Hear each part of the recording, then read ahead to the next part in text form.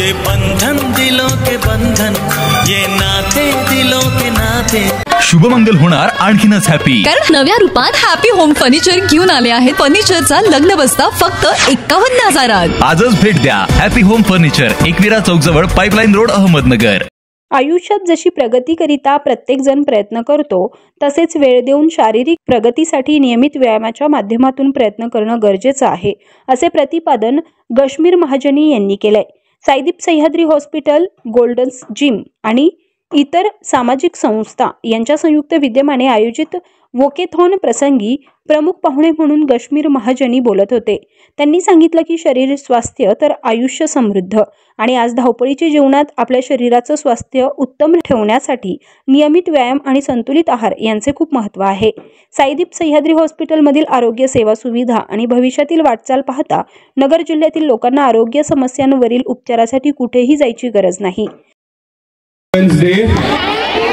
आणि all the best for the walkathon. सगळ्या सहभागी झालेल्या महिलांना माझ्याकडनं खूप खूप शुभेच्छा।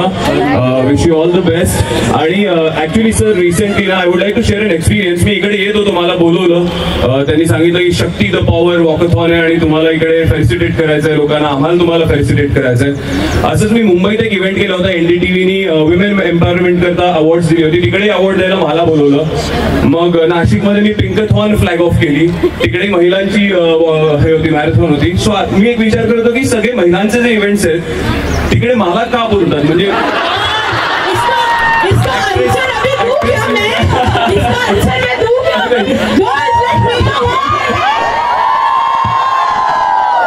I always wondered कि it could be an actress, it could be any woman who's done something in her field वगैरह। But then I thought I'll just share one experience or one life fact of mine कि मैं जब 8 साल का था, मी जेव्हा 8 वर्षाचा होतो, माझी आई आणि माझी मोठी बहीण आम्ही घरात राहायचो एकत्र।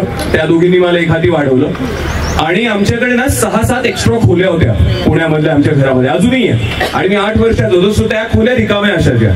सो माय मदर थॉट की शी कीप पेइंग गेस्ट। तेव्हा मी 8 वर्षाचा असल्यापासून माझ्या घरामध्ये 16 मुली पेइंग गेस्ट म्हणून राहत होत्या। एवढंच नाही तर ऑल व्हरायटीज, काही UP, काही दिल्ली, काही आसाम, काही राजस्थान, हैदराबाद, बँगलोर, महाराष्ट्र, एव्हरीबडी। सो 8व्या वर्षापासून आजपर्यंत त्या घरामध्ये 19 महिला आणि मी एकटा पुरुष राहतो।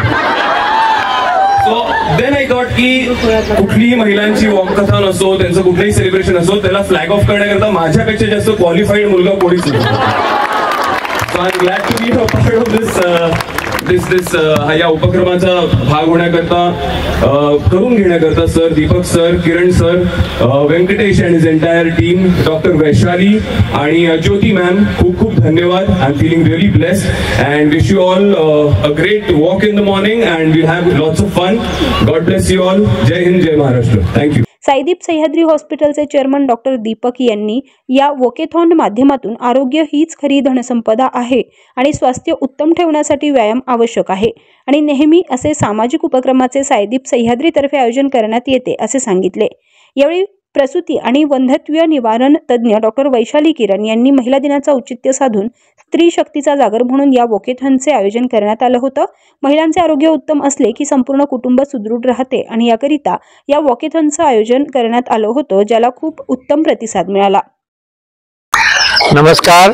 आज आपण स्त्री शक्तीचा साजरा करतोय। आपल्या सर्वांना माहित आहे की स्त्री शक्तीमुळे या जगात काही चांगल्या गोष्टी घडू शकतात आणि साईदीप सह्याद्री परिवारांनी ह्या उपक्रमाचा साजरा आज केलेला आहे आणि आम्हाला खूपच अभिमान वाटतो की आपल्या सर्वांचा लाडके हिरो किंवा गश्मीर महाजनींनी आज आलेला आहे आणि त्यांनी आपल्या या वॉकेथॉनला फ्लॅग ऑफ केलाय आणि त्यांच्या शुभेच्छांनी मला खात्री आहे की साईदीप सह्याद्री पुढच्या वाटचालीमध्ये नवीन नवीन उपक्रम जसं ऑन्कॉलॉजी म्हणजे कॅन्सर आणि ट्रान्सप्लांट म्हणजे शरीर अवयवरोपण हे सगळं आणणार आहेत आणि रोबोटिक सर्जरी आणि आर्टिफिशियल इंटेलिजन्स हे पण आम्ही नवीन उपक्रम सुरू करणार आहे आणि नगरकरांच्या सेवेमध्ये आपल्याच जिल्ह्याने आजूबाजूच्या 9 जिल्ह्याला हे सार्थक होणार आहे। हाय नमस्ते, मी डॉक्टर वैशाली किरण, स्त्रीरोग तज्ञ म्हणून साईदीप सह्याद्री हॉस्पिटलमध्ये काम करत आहे।